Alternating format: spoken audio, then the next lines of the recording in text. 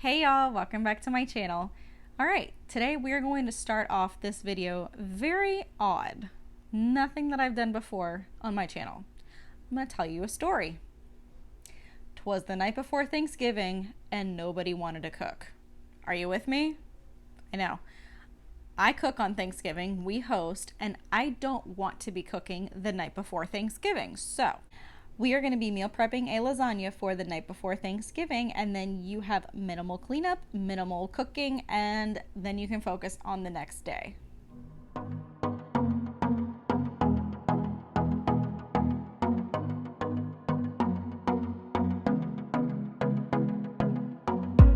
Alrighty, so let's get into some lasagna prep. These are all of the ingredients that I'm going to be using. Don't mind this pot back here. This is actually the chili that I made in my Power Hour video. So today we are going to be making the lasagna that I'm prepping for my family for when I go out of town for work.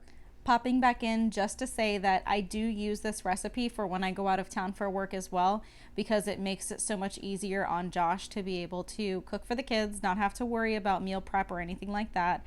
And it's a nice healthy dinner too. So I either do this one of two ways. I either put it in a big lasagna, here, a nice big lasagna pan like this, and I will prep the entire thing so that it has to be thrown in all at once, or I will put it into mini individual size pans. I haven't quite decided what I want to do just yet, but I'm going to go ahead and get the base started so that once I do decide, I can just keep going. So this is going to be a pretty meaty lasagna, so I'm just going to go ahead and get started. This is about 2¼ pounds of ground beef, and I'm going to go ahead and get this browned. In addition to the meat, I'm also going to go ahead and get some veggies chopped. I am using bell pepper, and I also like to use serrano peppers in this, half an onion, a lot of garlic, and a few portobello mushrooms, and some fresh oregano and basil. And then I'll add all of that to the meat once it's close to being fully browned.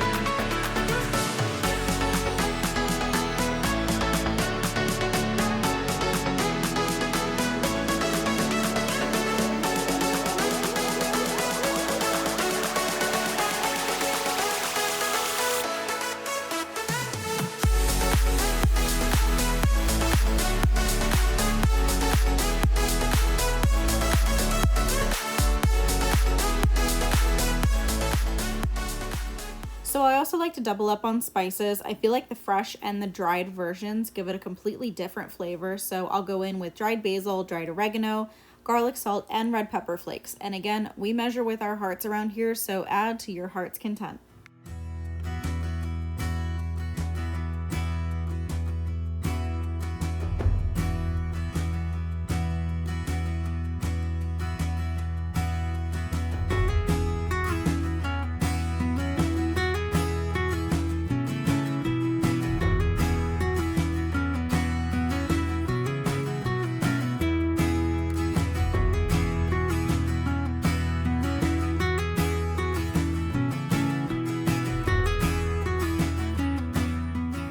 Once the spices are in, I will add 1 can of diced tomatoes and a jar of spaghetti sauce. And yes, I know I could make my own, but we're taking a little shortcut here, making this weeknight friendly, even though we are meal prepping this for later on in the week. But tastes just the same. Actually, I even think it might taste a little bit better because there's all kinds of other spices and different flavors in these jars as well. So I do add a little bit of water to it to go ahead and get all of that sauce out of there, and it doesn't usually affect the integrity of the sauce because of how meaty it is. Once everything's fully incorporated, I will go ahead and add the fresh herbs in.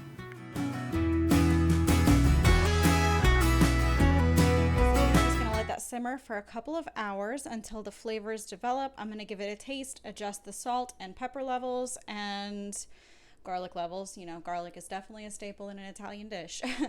So I know if my family is watching, don't come for me for that Prego. We are doing this as a busy weeknight prep meal kind of thing, you know. Making spaghetti sauce from scratch, by hand, whatever you want to call it, is not realistic for the working mom. Don't come for me for that Prego. I'm sorry. I know that my great grandmother is probably rolling in her grave right now watching that Prego, but you know, we do what we gotta. So we're on a low for this for a couple of hours, and I'm going to come back, adjust the levels and adjust the salt levels, and then go ahead and start getting our lasagnas prepped. I am going to do the little containers, that way it fits in my freezer better, and then we only have to pull out as many as we need each week or each night that we're going to eat lasagna. Moving on to the ricotta mixture, I have 2 pints of ricotta here, and I like a really cheesy lasagna, so I will use 2 pints here, and then I'll whip that together with an egg.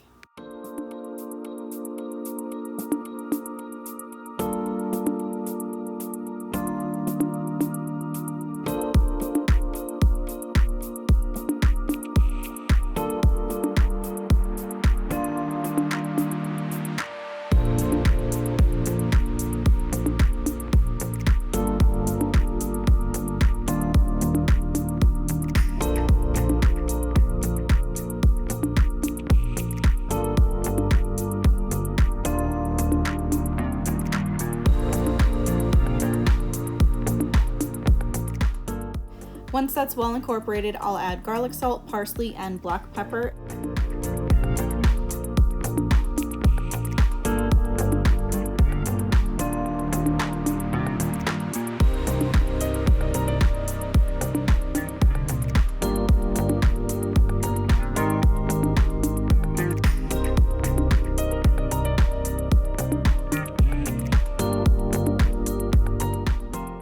And now we can start making our layers. I will start with a layer of sauce and then line the pan with uncooked noodles. This will help keep your lasagna from getting too soupy.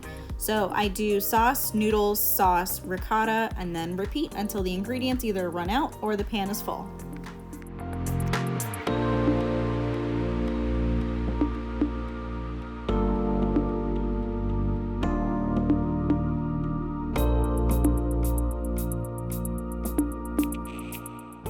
Once it's full, I'll layer the top with mozzarella cheese and wrap it in tin foil, and you can pop this into the freezer once it cools down a bit.